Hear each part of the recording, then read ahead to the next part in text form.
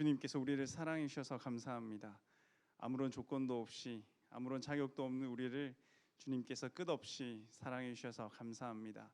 하나님 아버지, 오늘 이 밤에 그 주님의 사랑에 감격하고 주님의 그 사랑을 아버지 우리의 반석으로 삼아 든든히 세워져가는 귀한 시간이 되게 도와 주시옵소서. 이 모든 말씀 우리 구주 예수 그리스도 이름으로 기도드립니다. 네, 오늘 하나님께서 우리에게 주시는 말씀은 요한계시록 11장 1절에서 13절까지 말씀입니다. 요한계시록 11장 1절로 13절까지 말씀입니다. 다 찾으셨으면 저와 여러분이 한 절씩 교독하시고 우리 마지막 절은 합독하겠습니다. 또 내게 지팡이 같은 갈대를 주며 말하기를 일어나서 하나님의 성전과 제단과 그 안에서 경배하는 자들을 측량하되 성전 바깥 마당은 측량하지 말고 그냥 두라. 이것은 이방인에게 주었은즉 그들이 거룩한 성을 42달 동안 짓밟으리라. 내가 나의 두 증인에게 권세를 주리니 그들이 굵은 베옷을 입고 이 1260일을 예언하리라. 그들은 이 땅의 주 앞에 서 있는 두 감람나무와 두 촛대니 만일 누구든지 그들을 해하고자 하면 그들의 입에서 불이 나와서 그들의 원수를 삼켜버릴 것이요 누구든지 그들을 해하고자 하면 반드시 그와 같이 죽임을 당하리라. 그들이 권능을 가지고 하늘을 닫아 그 예언을 하는 날 동안 비가 오지 못하게 하고 또 권능을 가지고 물을 피로 변하게 하고 아무 때든지 원하는 대로 여러 가지 재앙으로 땅을 치리로다. 그들이 그 증언을 마칠 때에 무정행으로부터 올라오는 짐승이 그들과 더불어 전쟁을 일으켜 그들을 이기고 그들을 죽일 터인즉 그들의 시체가 큰 성길 있으리니 그 성은 영적으로 하면 소돔이라고도 하고 애굽이라고도 하니 곧 그들의 주께서 십자가에 못 박히신 곳이라. 백성들과 족속과 방언과 나라 중에서 사람들이 그 시체를 사흘 반 동안을 보며 무덤에 장사하지 못하게 하리로다. 이 두 선지자가 땅에 사는 자들을 괴롭게 한 고로 땅에 사는 자들이 그들의 죽음을 즐거워하고 기뻐하여 서로 예물을 보내리라 하더라. 3일 반 후에 하나님께로부터 생기가 그들 속에 들어가매 그들이 발로 일어서니 구경하는 자들이 크게 두려워하더라. 하늘로부터 큰 음성이 있어 이리로 올라오라 함을 그들이 듣고 구름을 타고 하늘로 올라가 그들의 원수들도 구경하더라. 함께 읽겠습니다. 그때 큰 지진이 나서 성 10분의 1이 무너지고 지진에 죽은 사람이 7천이라. 그 남은 자들이 두려워하여 영광을 하늘의 하나님께 돌리더라. 세상 사람들이 그냥 흔히 말하기를 좀 진리처럼 받아들이는 그런 말들이 있어요. 하나의 예를 들면 뭐 관상은 과학이다, 뭐 이런 말들이죠. 뭐 그렇게 해서 그걸로 이렇게 사람들을 이렇게 보고 판단하고 또 그렇게 해서 자기 말이 이렇게 더 확신을 갖는 것을 볼 수 있습니다. 여러분, 저의 관상은 저가 딱 뭐가 될 것 같은 관상이 있어요? 네. 여러분 너무 잘 맞추시네요. 저는 보면 이게 원래는 부처가 될 관상처럼 생겼다고 사람들이 이 얘기를 많이 해요. 귀가 이렇게 굉장히 다른 거에 비해서 크고 그렇지만 뭐 이렇게 손이 길고 뭐 그런 것들을 얘기합니다. 그렇지만 틀렸죠. 저는 부처가 아니라 목사가 되었습니다. 이처럼 그 사람들이 좀 자기에게 자기의 오는 모든 것들을 판단하는 어떤 그 근거가 되는 명제가 있는데 우리의 어떤 신앙생활에서 가장 귀한 명제가 무엇이냐라고 생각을 할 때 저는 하나님 나를 사랑하신다라고 하는 것입니다. 그 하나님은 나를 사랑하신다라는 그 명제에 대한 확실한 믿음이 서 있으면 거기서부터 모든 문제들이 다 해결이 되는 거예요. 하나님이 나를 사랑하신다 그 명제가 오늘 이 요한계시록의 말씀 속에서도 계속해서 하나님은 말하고 있습니다. 이 공부를 하면 할수록 이 약간은 기괴하고 약간은 이렇게 막 힘든 어려운 단어들이 이게 하나님이 나 사랑하는구나, 하나님이 나 사랑하는구나 그렇게 들리는 거예요. 오늘 이 밤에 이렇게 말씀을 나누면서 하나님의 사랑에 여러분들이 좀 더 확신을 가지고 주님이 나를 정말 사랑하시는구나 그 마음을 가졌으면 좋겠습니다.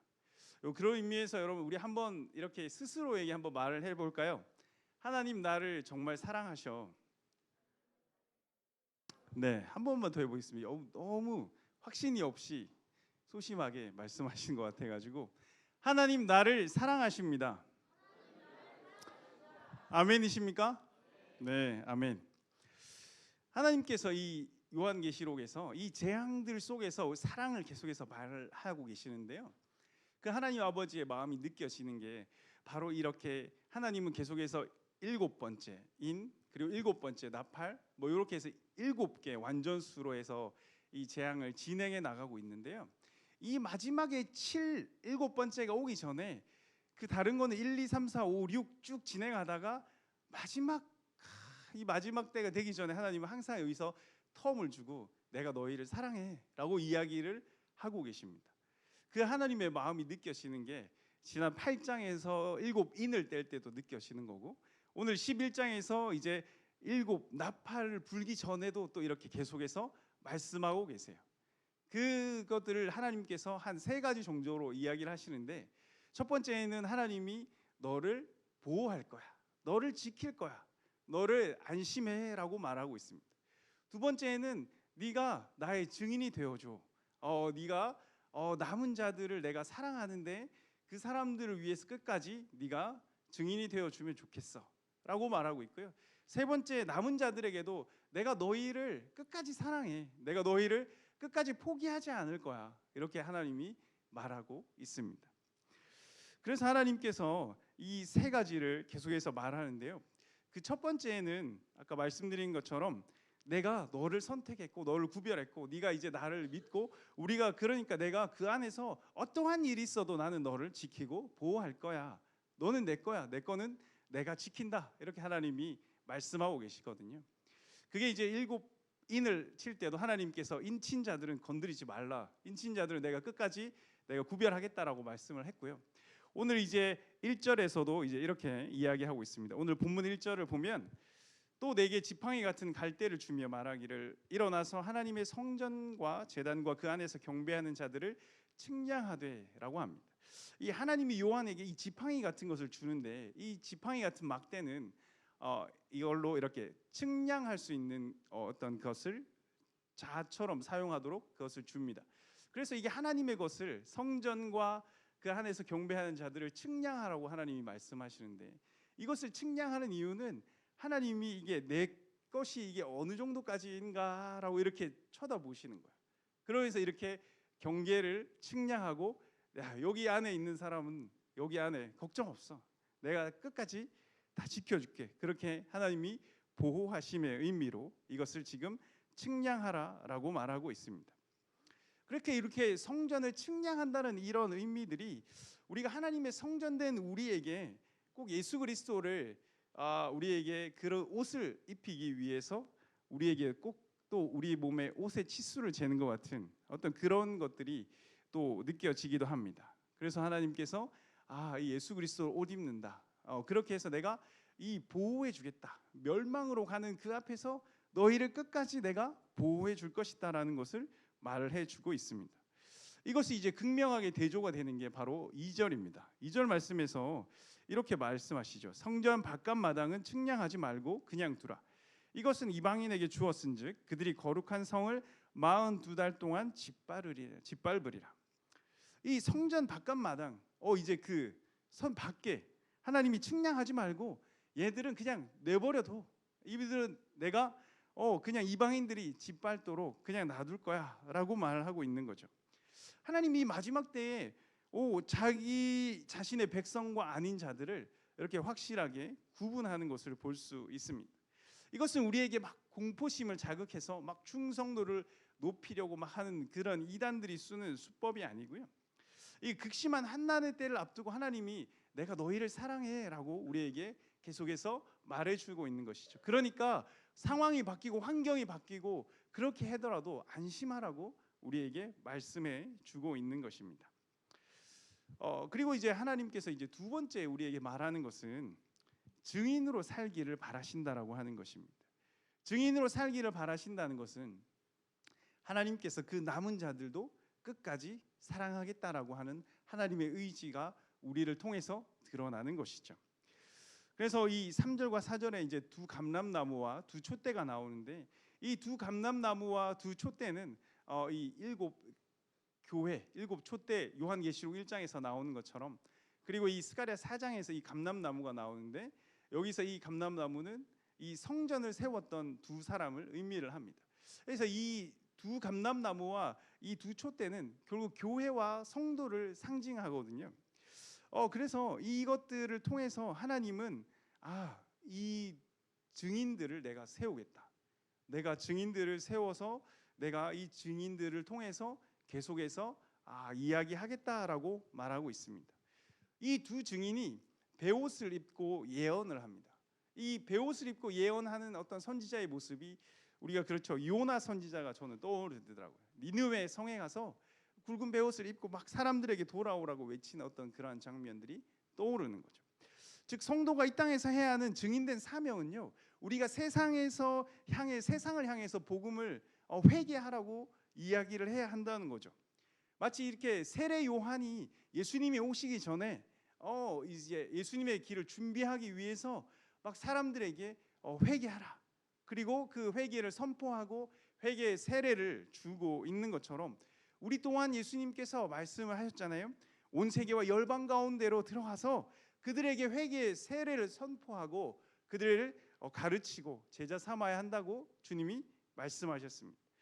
그래서 우리가 열방 가운데 이제 앞으로 증인으로 정말 살아가야 하는데, 하나님이 우리가 열방 가운데 증인으로 살 때 그냥 내버려 두시느냐라고 하는 게 아니라, 증인으로 살아가는 자들에게는 놀라운 힘과 권능을 줘서 그것으로 사역할 수 있도록 주님께서 인도해 주신다라고 하는 거죠.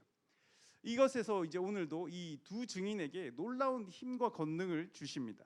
그것이 이제 5절과 6절에서 그것을 말하고 있어요. 그래서 5절에 보면 누구든지 그들을 해하고자 하면 그들의 입에서 불이 나와서 그들의 원수를 삼켜버릴 것이다. 그리고 6절에 보면 그들이 권능을 가지고 하늘을 닫아 예언을 하는 날 동안에 비가 오지 못하겠고, 비가 오지 못한다라고 하는 이것의 구약의 선지자가 엘리야죠. 엘리야의 그 권능을 너희에게 주겠다라고 말하는 거예요. 그리고 뒤에 보면 물을 피로 변하는 것, 나일강 물을 피로 변하게 한 선지자 모세, 그 모세의 권능 또한 너희들에게 줄 것이다라고 하나님께서 말하는 것입니다. 그래서 하나님이 너희가 엘리야의 권능과 모세의 권능을 가지고 너희가 하나님의 권세를 얻어서 하나님의 보호하심을 입고 하나님의 능력으로 세상 가운데서 증인이 되라, 하나님께서 말씀하고 있는 것입니다. 여러분, 이 땅에 있으면서 이 땅에서의 삶 자체가 우리가 좀 평안할 때가 많아서 참 이렇게 하나님께서 우리를 도우셔서 우리를 증인 삼게 한다라고 하는 것들이 참으로 잘 안 느껴질 때가 많이 있습니다. 그런데 이것이 한 번씩 강하게 우리가 느낄 수 있는 그곳은 바로 우리가 선교를 나갈 때죠. 그래서 선교지에서 우리가 복음을 전하려고 할 때 나의 힘으로 이렇게 되는 것은 아니고 그냥 누군가 뒤에서 밀어주는 것 같고 몸에 전율이 나서 힘이 나는 것 같고, 그렇게 하나님께서 밀어주고 이끌어주심을 느끼면서 그렇게 증인의 사역을 감당하는 것이 바로 우리는 선교의 현장이라고 하는 것을 말할 수 있습니다. 그래서 저는요, 이 선교를 앞두고 있으면 좀 마음이 설레입니다. 왜? 하나님이 이번에는 어떻게 하나님이 도와주실까? 하나님이 이번에는 어떻게 역사하실까? 하나님이 나에게 어떠한 것으로 말씀해 주시고 그 말씀을 이루기 위해서 하나님이 어떠한 방법을 하나님이 사용해 주실까? 하나님의 그 놀라운 섭리들이 기대가 되는 거예요. 하나님께서 또 이 선교사님들을 통해서 그 도우셨던 그 일들, 어떠한 말씀들을 나에게 들려주실까? 그 선교가 기대가 되는 것입니다. 살아계신 하나님을 느끼려고 하니 얼마나 설레이고 얼마나 기대가 되겠습니까? 저는 지난 케냐 선교도 굉장히 은혜가 넘쳤지만 지금 이번 선교는 지금 일정과 이제 모집 단계에서부터 여러 가지 일들이 있었어요. 그런데 그 모든 일들 속에서 하나님이 이번에는 특별히 우리 청년들을 조금 더 사랑해 주셔서 청년들이 많이 참여할 수 있도록 이 모든 것들을 하나님께서 이렇게 조정하고 이끄신다라고 하는 느낌을 굉장히 강하게 받습니다. 하나님이 그렇게 일하시는 이유는 뭘까? 하나님이 정말 우리 청년들에게 보여주고 싶은 것들이 있는 것일까? 하나님이 이 청년 세대에게 말씀하고자 하는 바가 어떠한 것일까? 하나님이 그곳에서 이 청년들을 통해서 하나님을 경험하게 하시는 그 이유가 어떠한 것일까? 아주 기대가 되고 있습니다. 여러분, 그렇게 하나님의 도우심은 아마 놀랍게 역사하게 될 텐데, 여러분, 우리 함께 여러분들이 또 기도로 동력하시면서 또는 선교 현장에 동력하시면서 여러분들이 그 하나님의 도우심의 손길을 깊이 누려보시면 좋겠습니다. 우리가 지금 사무엘상을 새벽에 지나잖아요. 여러분, 우리가 알던 사울도 여러분 소심하고 겁이 많고 그래서 항상 뒤에 숨던 성격이었어요. 그가 하나님의 영에 감동이 되자 어떻게 바뀌어요? 그 하나님의 일을 해 나가고자 그 사람들을 구원코자 자기가 하던 모습과 전혀 180도의 다른 모습을 보여주잖아요. 하나님의 영에 감동되어서 자기가 이스라엘 백성들에게 앞에 나가서 결단을 요구하는 거예요. 그리고 어떻게 해요? 적진 한가운데로 들어갑니다. 그리고 승리를 취한 이후에 이 모든 것을 하나님께 영광을 돌려버리죠. 여러분, 그 하나님께 영광을 돌린 이 사울의 모습이요, 우리가 흔히 부정적으로 생각했던 그 사울의 모습이 아니잖아요. 하나님의 영이 역사하는 것, 하나님의 도우심이 있는 사람들에게는 하나님이 내가 생각지도 못하는 일들을 이루어 주신다라고 하는 것이 참으로 놀랍습니다. 하나님이 우리를 통해서도 그 일들을 이루기 원하신다라고 하는 것입니다. 하나님이 우리를 사랑하는 만큼 하나님이 내 이웃도 사랑하시고 하나님이 열방 가운데 있는 민족들도 사랑하시기 때문이죠. 그런데 여러분, 7절에서 충격적인 반전의 결과가 나타납니다. 7절에 보면요, 그들이 이 증언을 마칠 때에 무정행으로부터 올라오는 짐승, 어떠한 무정행에서 나오는 애들은 사탄 마귀예요. 이 사탄과 마귀의 무리가 이 증인들을 죽이는 거예요. 증인들을 죽이고 이 증인들을 장사하지도 못하게끔 그냥 이들의 시체가 길거리에 이렇게 널려 있는 그런 아주 처참한 모습들을 보여주고 있습니다. 여러분, 참 뭐랄까요? 이 증인들에게 있어서 참으로 내가 하나님의 사명을 감당했는데 비참하고 허무한 지금 죽음의 순간인 거죠. 참으로 안타까운 순간입니다. 그리고 더 비참하게 그 선지자들의 그 증인들의 죽음을 놓고 10절에 보면 사람들이 막 비웃는 장면들이 나오고 있습니다. 두 선지자가 이제 증인들이 사라졌다. 그들이 없어지니까 이제 우리 세상이다. 우리가 마음껏 한번 살아보자. 거룩한 척, 고결한 척 살더니 잘 죽었다. 막 조롱하고 웃는 거예요. 도대체 이게 무슨 상황인 것인지 이해되지 않아요. 여기까지 우리가 말씀을 보면 자신의 소명을 다했어요. 증인을 마쳤어요. 근데 하나님께서는 대우해 주지 않아요. 우리가 소명을 마쳤으면 편안한 쉼을 제공해 주어야 하는 것이 마땅한데 오히려 이들은 세상에게 죽임을 당했어요. 이 세상을 주관하시는 분이 주님이시라면 너무나 이건 가혹한 처사가 아닌가. 하나님이 정말 이들을 사랑하고 귀하게 대접하는 게 아니라 오히려 진짜 도구처럼 쓰고 그냥 내다 버리신 건가? 하나님이 어떻게 이러실 수 있지? 처음으로 이게 이 죽음 앞에 이해가 되지 않는 거예요. 그런데 이들의 죽음은요, 그냥 죽음이 아니었어요. 바로 십자가에 달리신 예수 그리스도를 따라가는 삶이었던 것입니다. 여러분, 예수님은요, 그 신적인 권능으로 인해서 그 복음서에 나타나는 예수님은 정말 매력적인 분이십니다. 그 신적 권능으로 폭풍을 제압하시고 사람들을 먹이시고 병자들을 고치고 그렇게 사람들은 깨닫지 못하는 지혜로 사람들을 가르치시고 그렇게 하면서 사람들은 예수님에 대해서 광분하기 시작합니다. 그래서 막 예수님이 우리의 왕이 되어달라고 예수님께 요청하기까지 하죠. 그런데 결과적으로 어떻게 됐습니까? 그렇게 하나님 나라를 증언했던 예수 그리스도는 십자가에서 아무런 저항도 하지 못한 채 허무하게 처참하게 죽을 수밖에 없었습니다. 여러분, 그게 예수님의 마지막 완전히 실패로 끝나는 사건이었죠. 그러나 이 십자가 앞에 그들의 시체도 버려지는 거예요. 시체가 있는 성은 주께서 십자가에 못 박힌 곳이라고 지금 말하고 있습니다. 오늘 8절 말씀은요, 그들의 시체가 큰 성 길에 있는데 그 성은 영적으로 하면 소돔이라고 하고 애굽이라고도 하니 곧 그들의 주께서 십자가에 못 박히신 곳이라. 주님께서 십자가에 못 박힌 곳에, 그 십자가에 우리가 이제 그들은 동참하는 것이군. 그들의 죽음은 헛되어 죽는 것이 아니라 예수 그리스도와 함께 끝까지 그 길을 따라가는 곳이구나라는 것이 깨달아지는데, 하나님, 근데 이게 왜 예루살렘이 아니라 소돔과 애굽일까요? 왜 소돔과 애굽에 십자가가 서 있고 그곳에서 이 증인들이 죽어 있는 것입니까? 이해가 되지 않았습니다. 하나님이 제가 생각나게 해주시기는, 하나님이 영적으로 그들이 예수님이 죽임당한 그곳이 세상에서 영적으로 가장 세속적인 도시, 세상적인 나라 소돔과 애굽이었다라고 하는 것이죠.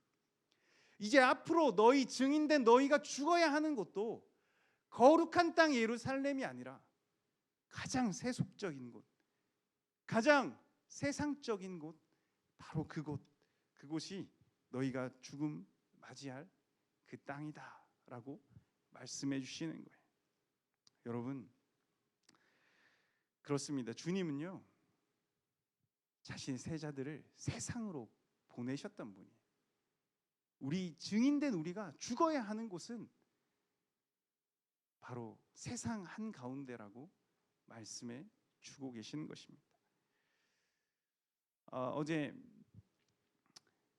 제가 늦게 들어왔는데도 그 싱 어게인이라는 TV를 같이 시청하고 있더라고요. 그래서 이제 그 프로그램을 저 같이 잠깐 봤는데, 홍이삭이라는 가수가 우승을 차지했습니다. 여러분, 홍이삭이에요. 여러분 이름에서 벌써 느낌이 오시죠?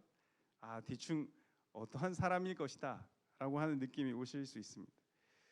그 이삭, 우간다에 계신 선교사님의 자녀분이었습니다. 약간 예상했던 느낌인데, 많은 분들이 근데 이분을 좋아해서 그동안에 이렇게 한 몇 달 동안 그 프로그램이 이어져 오면서 팬덤이 생겼는데, 그 팬덤의 이름이 뭔지 아세요? 이삭 하면 딱 떠오르는 거 뒤에 토스트. 그래서 그 팬덤 이름이 토스트라고 합니다. 그래서 이삭 토스트가 되는 건데요. 그래서 이분들을 좋아하는 그 토스트의 팬층들이 두텁게 많이 있어요. 근데 이 가수를 비난하는 사람들이 있는데, 그 비난하는 무리들이 어떻게 이야기를 하냐면, 너 왜 그 좋은 실력과 그 좋은 목소리로 하나님을 찬양하지 않고 왜 세상을 노래하냐라고 비판하는 사람들이 있습니다. 근데 거기에 대해서 그분이 이렇게 답변을 하거든요. 크리스천들이 더욱 세상 속에 있어야 한다고 생각한다. 음악도 마찬가지라고 본다. 내 중심에 하나님이 있느냐 없느냐가 중요한 것이다. 내 중심에 하나님이 있고 그 안에서 자유롭게 나의 음악을 하면 되는 것 같다. 오히려 가시 없는 삶을 반영하는 음악을 하고 싶다. 내가 노래 잘하는 가수는 많지만 마음을 흔들고 울리는 가수는 흔치 않다. 저는 이분이 정말 이 메마른 세상에 감동을 주고 그 일로 하나님을 높이는 은혜가 있을 것이라 생각이 됩니다. 여러분, 청소년 무수련회 제가 포스터를 보면서, 그리고 다녀온 분들 이야기를 들으면서 정말 좋았다라고 얘기를 듣고 그렇게 좋은 시간들을 보냈다고 들었는데, 거기 강사님들 이름이 김선교 그리고 김성경이에요. 놀랍죠? 선교와 성경이에요. 여러분, 근데 이게 교회 안에 있으면 오히려 그런 이름들이 있잖아요. 오히려 생각보다 좀 플러스가 될 수 있어요. 저분은 뭔가 대단한 영적인 게 있나 보다. 이름부터가 선교고 성경이지 않냐. 믿음의 몇 대 집안일 것이다. 그 영성이 분명히 있을 것이다. 이렇게 우리가 교회 안에 생각해 보면 굉장히 그것이 플러스가 될 수 있는 요인이 될 수 있습니다. 여러분, 이 홍이삭이라는 이름도 교회 안에 있으면 그렇게 생각이 될 것이죠. 부모님도 거기 아프리카 우간다 선교사님이시고, 그런데 그 이름 그대로 가지고 세상에 들어간다라는 것은 정말 저는 쉽지 않은 결정이었다라고 생각이 됩니다. 세상에는 오히려 나를 그 이름 가지고 조롱하고 비난할 사람들이 더 많거든요. 그럼에도 불구하고 그 이름 가지고 세상 속으로 그대로 들어가서 거기서 자기는 하나님을 영향력을 드러내며 살겠다라고 하는 거죠. 우리 주님이 자신이 누릴 수 있는 그 편안함을 버리고 이 땅 가운데 우리를 위해 선택해서 이 땅 가운데 오셨습니다. 그래서 시간을 뚫고 우리 가운데 오신 것처럼 여러분 이제 우리도 그냥 뭔가 좀 편안하고 안락할 수 있는 이 세상의 이 공간과 시간을 버리고 세상 가운데로 나가야 하는 거예요. 그리고 세상 한가운데서 우리를 위해서 찢기시고 죽으신 주님과 같이 세상에서 정말 내가 죽을 각오하고 주님을 따라가야 하는 겁니다. 주님의 이야기가 십자가에서 끝났다면 여러분 이게 참 슬플지 모르지만 우리 주님의 이야기가 그곳에서 끝나지 않아요. 그래서 우리가 더욱더 주님을 따라가는 소망이 있는 것입니다. 11절과 13절의 말씀을 보면 그 널브러진 시체, 그렇게 방치된 시체에 하나님의 생기가 들어갑니다. 그리고 그곳에서부터 큰 음성이 나서 그들이 하늘로 올라갑니다. 그리고 남은 자들이 하나님께 영광을 돌리는 것을 볼 수가 있는 거죠. 여러분 이 성도가 세상 속에서 죽는다라고 하는 것, 그것이 허망하게 십자가가 끝난 것처럼 절망하고 망하고 끝나버리는 것이 아니다라고 하는 것입니다. 우리가 세상 가운데로 나아가는 것이 허무하게 그냥 몇 천만 원 돈 쓰고 그냥 선교지에서 돌아오는 것처럼 보이지만 그것이 아니라고 하는 것이죠. 우리가 심은 그곳에 주님의 사랑이 싹 들 것이라고 하는 것입니다. 그냥 허망하게 죽었던 그 순교자들의 그 피 위에 오늘날 이 교회가 있고 그 교회의 성도들이 증인이 되어서 또 죽고 그것으로 인해서 또 생명을 가진 자들이 또 다시 증인이 되어서 그 죽고 반복된 그 결과로 오늘 우리는 이렇게 예배를 드리고 있는 거예요. 여러분 이것이 바로 하나님 나라의 원리입니다. 하나님 나라는요 겨자씨가 큰 나무가 되는 거예요. 근데 이게 세상의 원리가 아니에요. 세상의 원리는 우리는 그잖아요. 미약한 것이 나중에 창대한 것이 될 거다. 이 씨앗이 열심히 노력하고 투자하고 열심히 칼고 닦고 하면 나무가 될 거다라고 말하는데 하나님의 방법은 이 겨자씨가 나무가 되는 것은 이 한 알의 씨앗이 땅에 떨어져 죽는 거예요. 이 씨앗이 땅에 파묻혀서 자기를 지울 때 거기서 새로운 생명이 싹 트는 거죠. 그리고 새들이 깃들일 큰 나무가 되는 것입니다. 예수님이 죽음으로 땅 속에 묻힙니다. 다 끝났다라고 생각할 때 3일 만에 부활하시고 그 부활의 증인들이 주님의 교회를 시작하게 되고 그 부활의 증인들이 또 죽었을 때 거기서 또 새로운 교회가 일어나는 거예요. 여러분 우리가 하늘의 씨앗이 되어서 세상 속에 들어가서 거기서 묻히는 거예요. 그러면 다 끝난 것처럼 보이는데 거기서 며칠 뒤에 아니 몇 년 뒤에 아니 몇백 년 뒤에 거기서 싹이 나는 거죠. 그리고 또 부활의 증인들이 탄생을 하는 것입니다. 여러분 우리가 세상 속으로 들어갈 수 있는 기회가 많습니다. 요즘에 세상을 보면 정말 세상은 너무나 강하고 크고 그들은 이제 완벽한 성을 구축하고 있는 것 같아서 우리가 비집고 들어갈 틈이 없는 것처럼 보이지만 여러분 세상은 강한 척을 하고 있을 뿐이에요. 세상은 사람들은요 그냥 센 척하면서 버티고 있을 뿐이에요.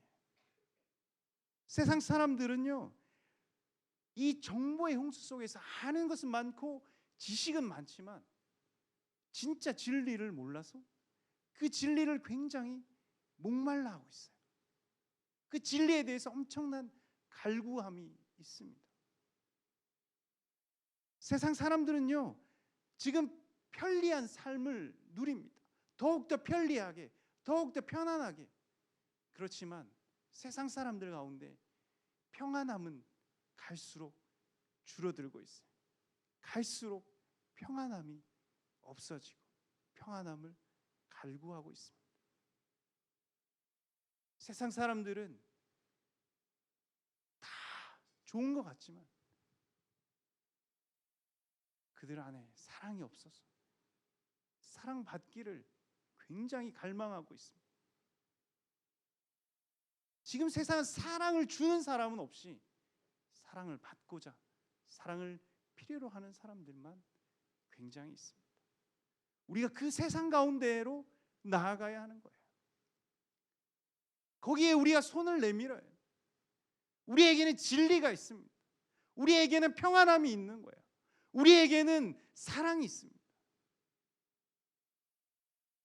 그리스도가 우리와 함께 하실 때 우리에게 진리가 있고요, 우리 가운데 사랑이 있고 평안이 있는 거잖아요. 그 예수 그리스도를 우리는 증거하는 거예요. 그러면 지금 선 밖에 있어서 죽을 수밖에 없는 사람들, 하나님 포기하지 않으세요. 끝까지 포기하지 않으세요. 이 말씀에 보면 하나님이 선 밖에 있는 사람들 한 번에 그냥 내치시지 않아요.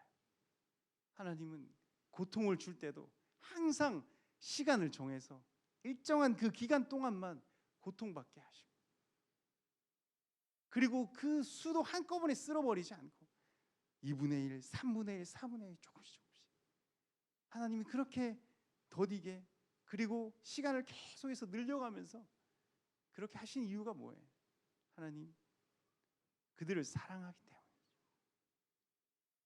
그들을 돌아오기를 바라는 거죠. 이제 우리가 먼저 된 우리가 하나님은 증인되기를 원하십니다. 우리가 정말 주 예수 그리스도의 그 사랑과 진리와 평안을 가지고 세상 속에 증인이 되는 우리가 되었으면 좋겠습니다. 네, 우리 이 시간에